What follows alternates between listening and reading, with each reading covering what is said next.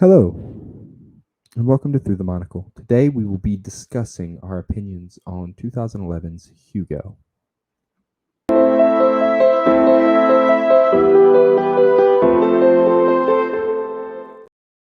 As always, I'm your host, Grant Ingram, and joining me today, it is the Sacha Baron Cohen to my Hugo Cabret. It is Grant Skillen. And yes, I said that just because Skillen has a tendency to violently accost me at times.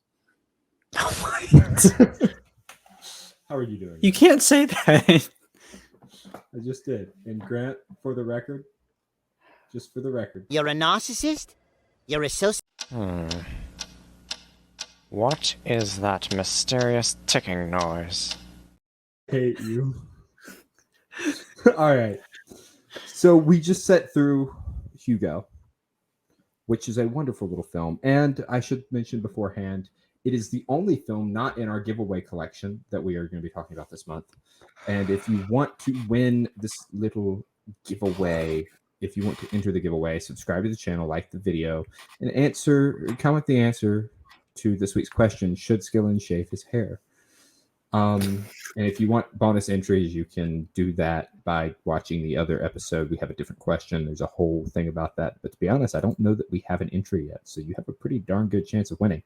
As a matter of fact, I might enter it myself. I'm kidding. Insider trading. How dare you? Anyway, Grant. Hugo.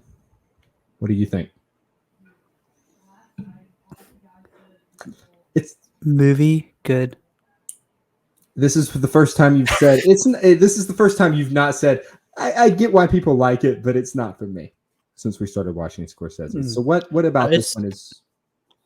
It's a very good movie. I mean, if anybody stayed throughout the watch along, Grant was talking about all of the different awards this thing won. A lot of awards. Especially for I'm gonna screw this up, but is it cinematography? Just the way it was shot.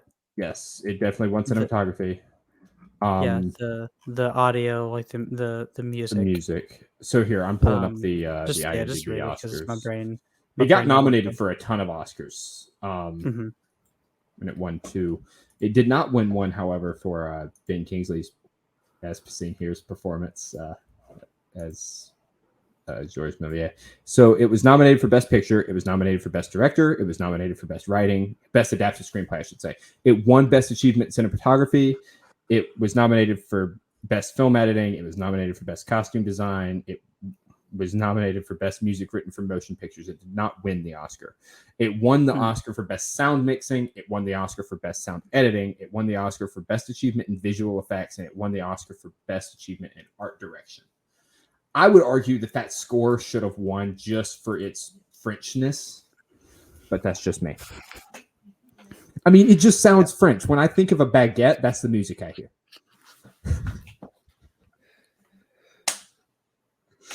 That is going to be a no, it's not.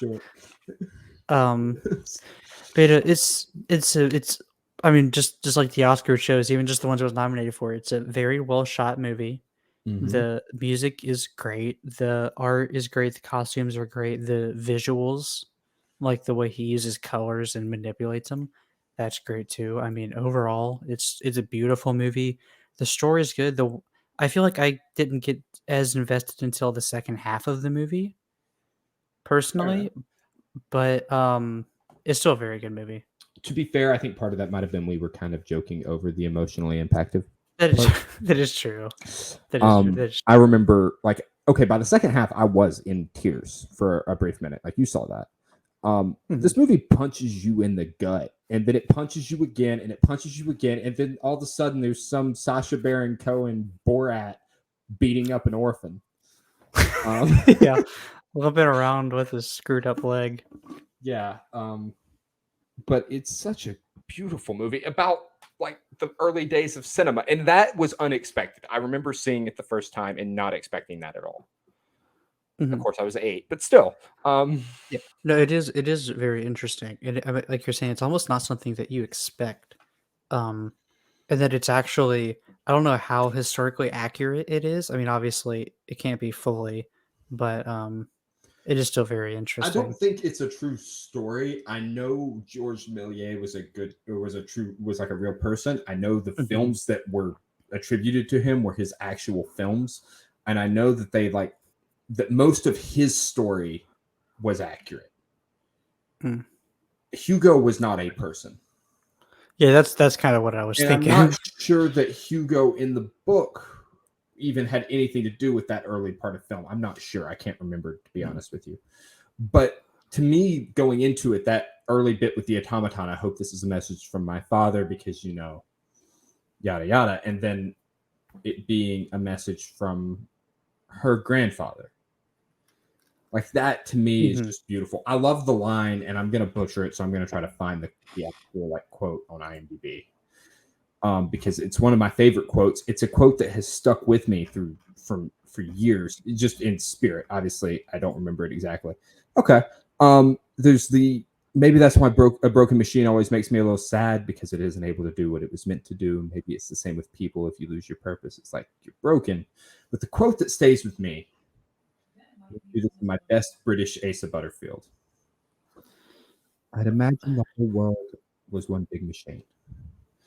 Machines never come with any extra parts, They always come with the exact amount they need. So I figured if the entire world was one big machine, I couldn't be an extra part. I had to be here for some reason. And that means you have to be here for some reason too. That's a beautiful line in a not that this is a kid's movie, not that this is a cartoon or a movie for children, but it is rated for children. I saw it as a child, and I would recommend you watch this with your children, especially if they like movies. Yeah, it's definitely not Goodfellas. I can assure you of that. Joe Pesci doesn't show up in the middle of it. Now, Borat does beat up an orphan. Or Sam Jackson. Yeah. I'm sorry, Sam Jackson. Ooh. Yeah. A couple fun trivia facts about this movie. Christopher Lee was born in 1922, making him the only actor to have been alive in the age that the movie was set in. Which, to be clear, was 1931. Was when it was set in 1931 Paris. Yeah. Yeah. James Cameron saw a screening of this and called the movie a masterpiece and told him that it was the best use of 3D that he'd ever seen, including Cameron's own movies. Which included at this point Avatar. Yeah, and this was Scorsese's first movie with 3D in it. Well, Scorsese has never done anything half-heartedly. I say that. I've only ever seen the movies that are like his masterpieces. But for his first attempt at 3D to be better than James Cameron and Avatar, that's incredible. Not that Avatar was perfect, but for James Cameron to say that, it's impressive. And I will also say he did go through a 2-week intensive before filming this to learn to do it in 3D because they shot it in 3D. It wasn't an After Effect. I also want to use this moment to hop on a soapbox. 3D is such a cool effect in movies. I hate that it doesn't get preserved. Once the movie leaves theaters, that 3D you can never find again. And it used to show up on Blu-rays, and the 3D TV used to be a thing. But there's got to be some way to do it. There has to be some way. If they can project it, you would think that those glasses would work on a TV or even a projector. I don't know, but I would love to find that. Maybe I'm just doing it wrong, but if that is something that was said about this movie, I would love to see this movie in 3D. Another fact to go with that is that Scorsese directed it with 3D clip-on lenses on his prescription glasses. Which, just stop. I'm mocking people who wear glasses. But, it makes sense. That's not okay. I'm a horrible person. Yes, you are. By extension, you're a horrible person. No, because I do not approve of that. I was cringing at that. But it is cool because then he could direct it in 3D so he could see what it was going to look like as he was directing it. I wonder what that process is like. I'd just love to see Yeah, that has to be interesting. Because you obviously don't see it in real life, right? I guess you have to look at it through a camera. That's fascinating. And you mentioned earlier. Go ahead. The film is so well directed. he works with children who are notoriously difficult to work with, and they are fantastic actors in this movie. Yeah, I work with you all the time, and it's really difficult, so I can't imagine. I hate you. Gosh. Yeah. So you mentioned earlier that this was a PG rated movie. This was his first one in 18 years. The last one was The Age of Innocence in 1993. Starring Daniel Day-Lewis, as we discovered during recording. Mm-hmm. Yeah, and he took a break from that to do some other like PG-13 movies. Goodfellas. And The Aviator. The Aviator is on that list, and The Aviator is actually PG-13. Goodfellas is not PG-13, right? Yeah, Goodfellas is 80s PG-13. Made in 1990 when it was rated R. Yeah. He won the same number of Academy Awards for this movie as he did for The Aviator. Which won him... which got snubbed for Best Picture and Best Director, despite being a fantastic movie, as we'll see next week. The Aviator was also, at one point, my favorite movie ever. It's now like number 2 or 3.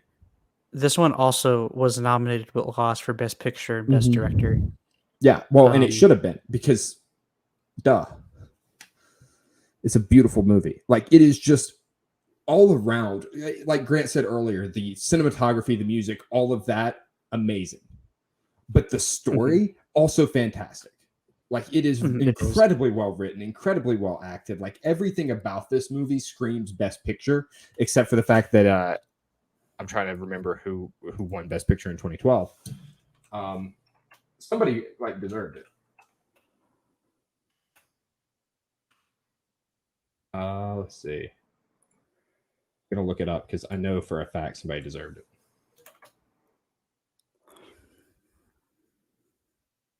The Artist won it, and that's another homage to silent cinema. It's a French-made film. Yeah. Anyway. Interesting.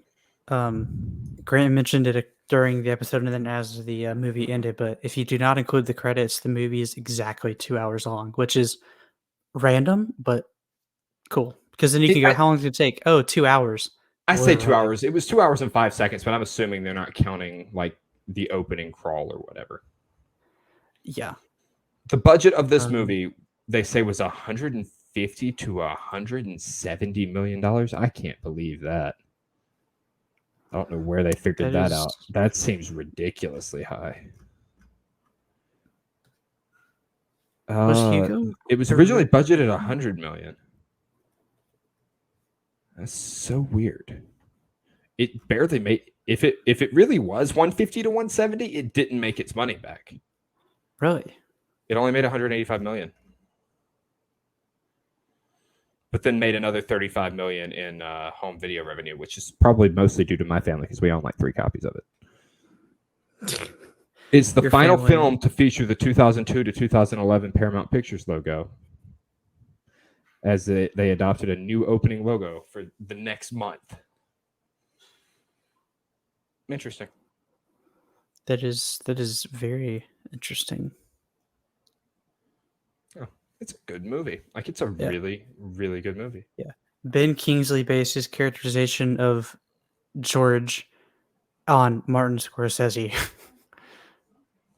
He used a Marty.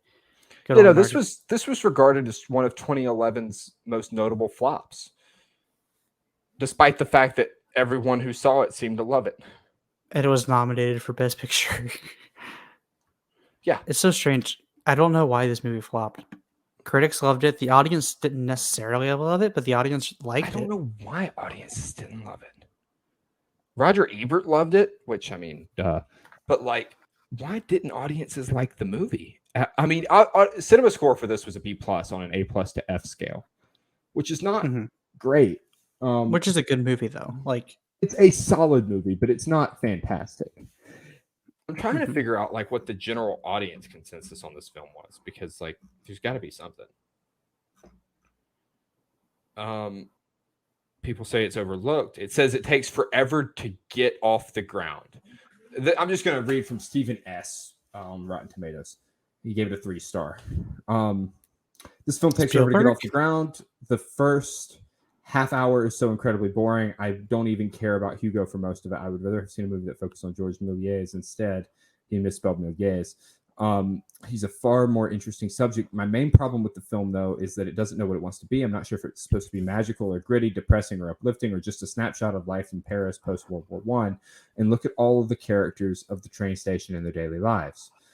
Now, it could be any of these things, but it doesn't do any of them particularly well. Otherwise, this movie would have been so much better. The last 20 minutes or so really salvages this movie, though, thankfully. If you watch this film, don't expect too much out of it. I can agree with the first 30 minutes being a little slow. The rest of it I would disagree with. I think there's not a ton of story at the beginning.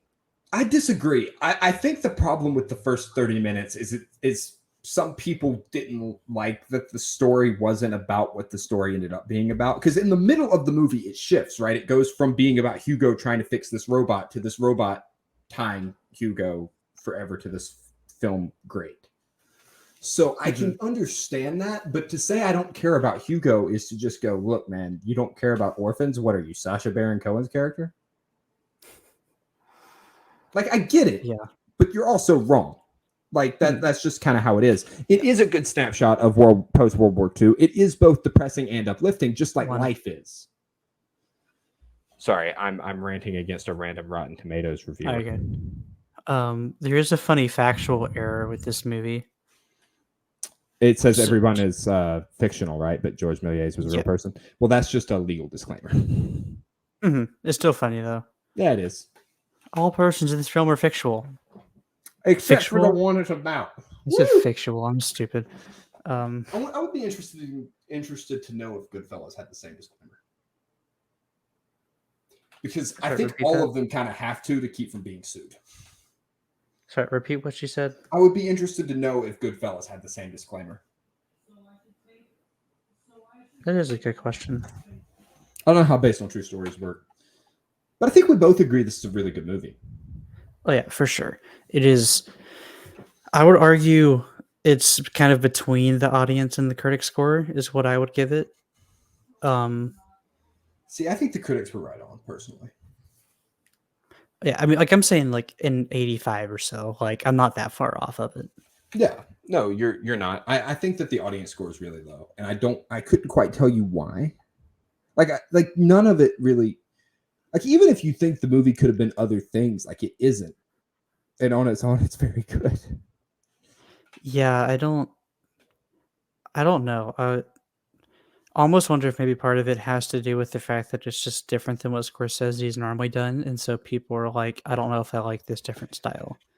That's possible. And now I will say, Scorsese has a reputation, right? He makes a lot of mob movies,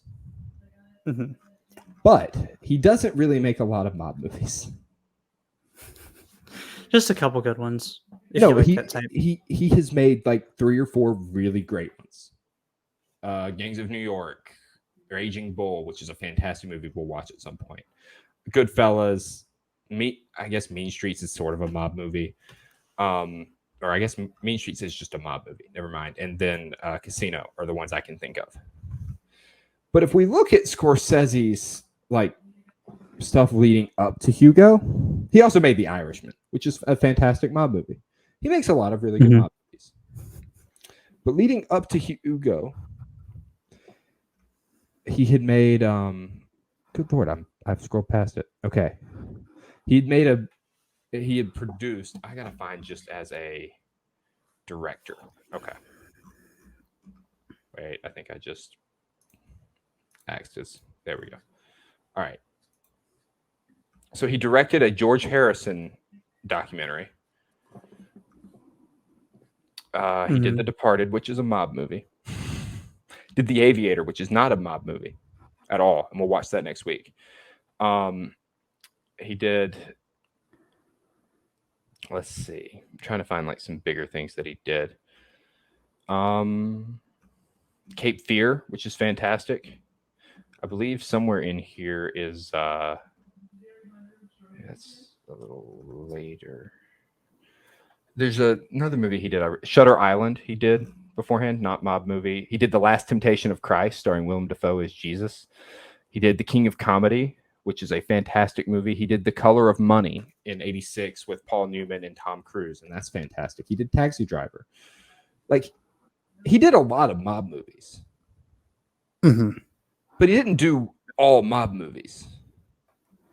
Heck, he Yeah, did The not Age of all, Innocence. but quite a lot of them. No, for sure. No, I'm just saying he has that reputation because those have been his greats, right? Mhm. But it's not all mob movies. Like, it is different from his normal, but it's not out of left field. No, but He- it is interesting that it like just that I think we both agree, just to slightly different extents, that the audience score is low on it. Yeah. And I just find that interesting, especially when you said like it might have lost money. Like, there's no reason this movie should have lost money. It didn't lose money. It just barely broke even. I don't remember how much they marketed it. It's a flop because it didn't make a ton of money. And then it made a little bit of money on the back end because, well, Best Picture nods typically sell DVDs. They made like 35 million off of that. And I'm sure streaming and all that, it's made some money. But I like this movie deserved. I mean, it's not going to, this movie was never going to make $1 billion. Oh yeah, I mean, for sure. 300 million though. I mean, it was originally budgeted at 100 million and they went way over budget. So like that's their fault. But still. Yeah, I mean, I think you said that it was supposed to be 100 million. It ended up between 150 and 170. And then raked in 185 at the box office with 35 million DVD sales. So depending on what the marketing budget was, maybe. I don't know. I do know that, like, I'm glad you enjoy this film. Yeah.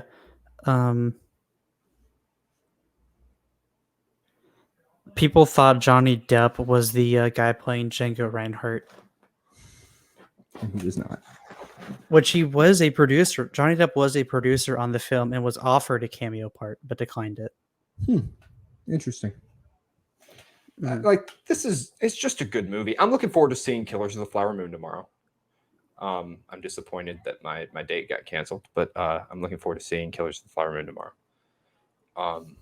Which is The first time I'll ever see a Scorsese opening night. It'll be the second Scorsese I've ever seen in theaters, and the first one that feels like a true Scorsese. Even though the Scorsese directed by, at this point, is just a mark of quality more than it is a type of movie. Like, Tim Burton makes depression.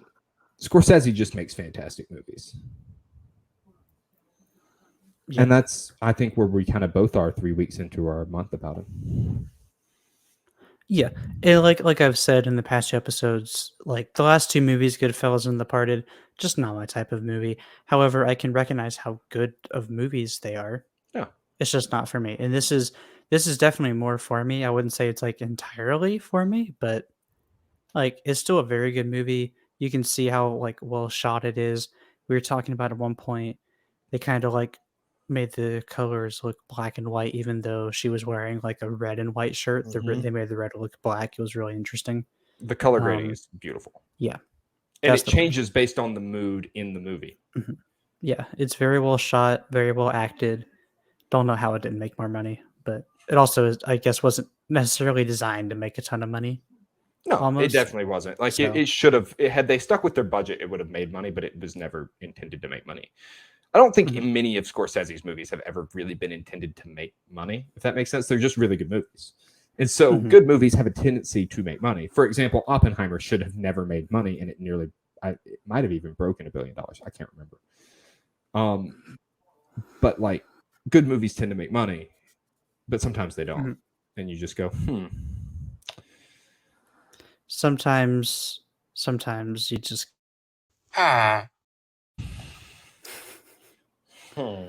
And other times you get... Yeah, like this is one of those of the second time. Now, next week we're talking about The Aviator, which is another one of Scorsese's movies that got snubbed. Like, I'm glad Scorsese finally won his Oscar because, good gosh, he deserved it. Like, just as a career achievement, like, he deserved it. Yeah, I'm looking forward to the movie. I'm not looking forward to the fact that it's 3 hours. It's going to be a fun commentary track, but I will promise you, it is a good mix. I think if this one wasn't quite as for you as I thought it was, The Aviator will be. It is a good mix between the two, and it is very charismatic. It is a stare down of one guy.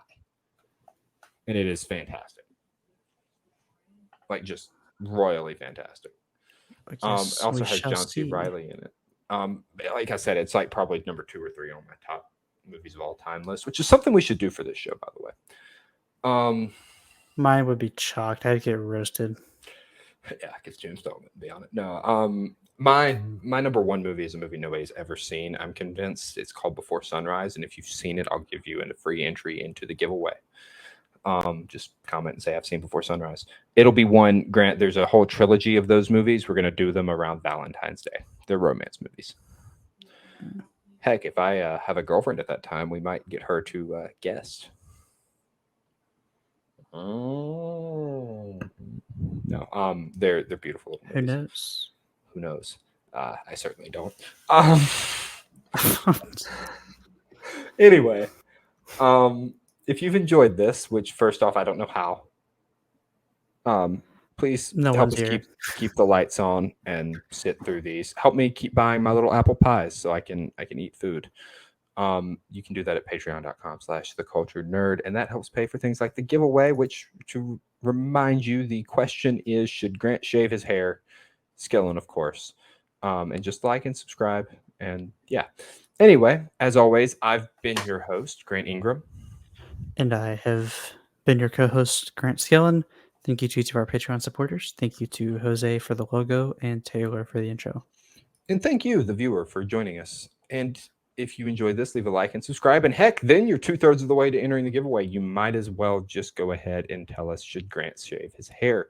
If you've enjoyed this and you want to check out more of what the Cultured Nerd has to offer, you can scan that little QR code there on the left. I personally guested on the big show, the Cultured Nerd podcast, earlier this week. That was a lot of fun. You can check that out by scanning that little QR code on the left. And if you want more of us, you can check out our other show, which is criminally past overdue for an episode. We need to drop something soon, but Much Talk About Nothing. You can scan that QR code there on the right. That'll take you right to us. I think our last episode, if Grant uploaded it to the podcast, was an interview with Margaret Holzer, and if he didn't, we need to. Anyway, next week we will be talking about The Aviator, and we look forward to seeing you then.